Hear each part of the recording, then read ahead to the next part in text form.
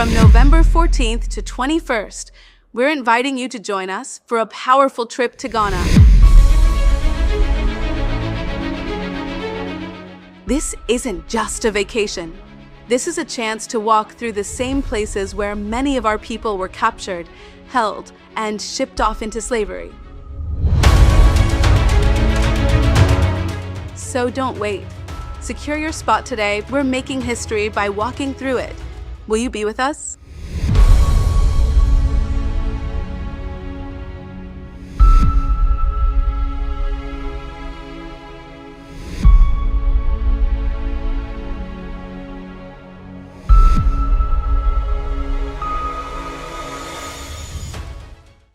What if I told you that right now Africa is not just fighting external influence, but internal betrayal as well? What happens when enemies aren't just outside the gate, but already inside the house? My name is Ify Igwe, and this is the African Diaspora News Channel. Now today, we're talking about something that almost plunged Burkina Faso into chaos. Again, a failed coup attempt, recently against the current leader, Captain Ibrahim Traoré. Now, this isn't just a random story from over there. This is about the battle of Africa's soul and how internal and external forces just keep trying to destabilize a continent that's finally waking up thanks to leaders like Ibrahim Traoré. So here's what we know. According to Burkina Faso Security Minister Mahamadou Sana, a major plot to overthrow Traoré was planned for Wednesday, the 16th of April 2025, and this wasn't just some disgruntled soldiers mumbling in the corner somewhere. This was reportedly a coordinated plan involving current and former army officers, terrorist collaborators, and even traditional and religious leaders, allegedly working to convince soldiers to turn against their own government. Now, I have to pause here for a second because you have to understand the way African nations work. You see, the traditional leaders are a lot of times the link to the grassroots people. And a lot of times the grassroots people are the majority of the population of these different African nations.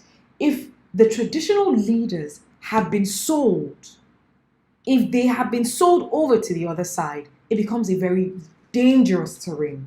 Because a lot of times it is the traditional leaders that the grassroots individuals love to listen to the most because they are closer to the people. Now, these traditional and religious leaders as well are allegedly working to convince soldiers, convince people to turn against their own government. And it sounds extremely wild, but it doesn't stop there. The government says that the masterminds of this plot were two former army officers now based in Ivory Coast. From there, they were allegedly coordinating with armed groups and planning an actual assault on the presidential palace. Let that sink in for a second. Not just political unrest, an armed takeover of a sovereign African nation by Africans with possible foreign backing. And we must lay emphasis on that. Now, here's what's even more worrying. The junta says that sensitive military information was leaked to terrorist groups, information that was then used to launch deadly attacks on both soldiers and, unfortunately, civilians. This is serious, but is it something new? Not really.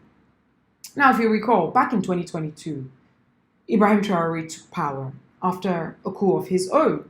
Since then, his government has claimed multiple coup attempts against him. Some say it's because he's shaking tables, especially against foreign powers. Others argue that the threat is real because he's steering Burkina Faso away from the West, cutting ties with France and, forming alliances with countries like Mali, Niger, and even Russia.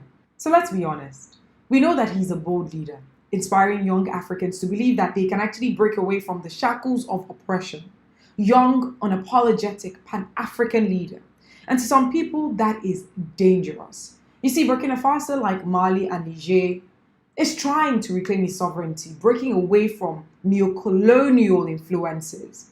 But the road to freedom is never really smooth, and anytime African countries try to chart their own course, disruption seems to follow, unfortunately. So we must ask, are these coup attempts truly grassroots uprisings, or are they sponsored chaos? These are some of the questions that we must ask.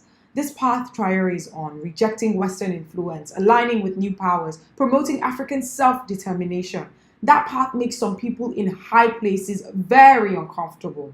And let's not forget the information war, right? The stories we hear are often filtered through the lenses of those who benefit from Africa being seen as weak or unstable. But behind the headlines, there's a deeper truth. Africa is awakening, and I'm glad that platforms like ADNC are here to actually share this information. And that awakening comes from resistance, from within and from outside. Whether you agree with Traoré or not, what's happening in Burkina Faso is part of a bigger continental shift. We're seeing a new generation of African leaders, unafraid, uncompromising, and ready to break free from colonial era dynamics. But for that to actually work, we need peace, we need unity, we need vigilance, and most importantly, we need African people everywhere on the continent and in the diaspora to stay informed and alert. So as we watch Burkina Faso closely, let's also remember power vacuums attract predators. And when African nations try to actually stand tall, the winds of sabotage unfortunately often start to blow. This story isn't over, but here's what I know for sure. Africa is arising, and no amount of plots, propaganda, or pressure can actually stop a continent that knows its worth. I should actually say a continent that now knows its worth. My name is Ify Igwe, reporting from Nigeria. What are your thoughts? Please comment, and don't forget